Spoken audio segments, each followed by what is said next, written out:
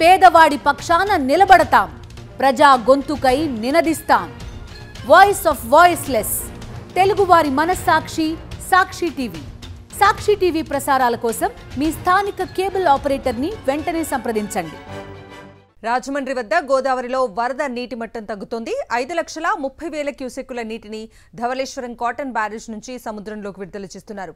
2 రోజులుగా బ్యారేజ్కు వరద తాకిడి పెరుగుతుండటంతో అధికారులు అప్రమత్తమయ్యారు. భారీగా వరద వస్తుందని అంచనా వేసిన 6.5 లక్షల క్యూసెక్కులకు మాత్రమే పరిమితమైంది.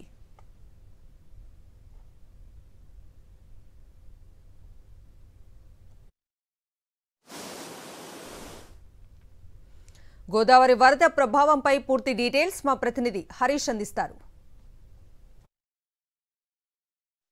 గోదావరిలో వరద నీటి మట్టం తగ్గుతోంది. ఎగువ నుంచి వచ్చే వరద నీరు తగ్గడంతో దాని ప్రభావంతో ధవళేశ్వరం కాటన్ బ్యారేజ్ దగ్గర కూడా గోదావరి వరద నీరు తగ్గుముఖం పడుతోంది. నిన్నటికైతే 6,44,000 క్యూసెక్కుల నీటిని విడుదల చేయడం జరిగింది సముద్రంలోకి. 10.9 అడుగుల మేర వరద నీటి మట్టం నమోదైంది.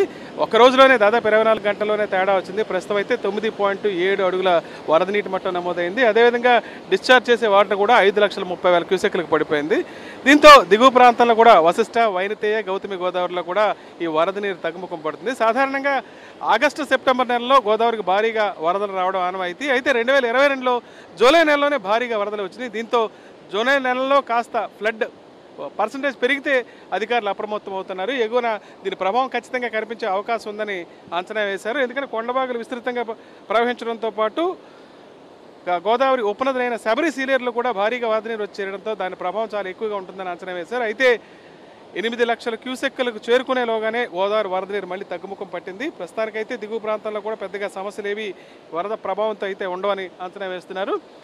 కాజువేలు ఏవైతే వరద నీటి బారిన మునిగినాయో ఇప్పటివరకు ఇంకా బయటికి రాలేదు. కనకాయలంక కాజువే, గంటి పెద్దపూడి కాజువేల్లో ఇంకా ఈ వరద నీరు కొనసాగుతూనే ఉంది. పడవలపైన రాకపోకలు కొనసాగించాల్సిన పరిస్థితి. మరోవైపు ఎగువన కోనవరం, విఆర్పురం ప్రాంతాల్లో రోడ్లపైన ఇంకా వరద నీరు ప్రవహిస్తూ ఉంది. దీంతో ఈ గిరిజన గ్రామాలకు ఇంకా రాకపోకలు పునరుద్ధరించలేదు.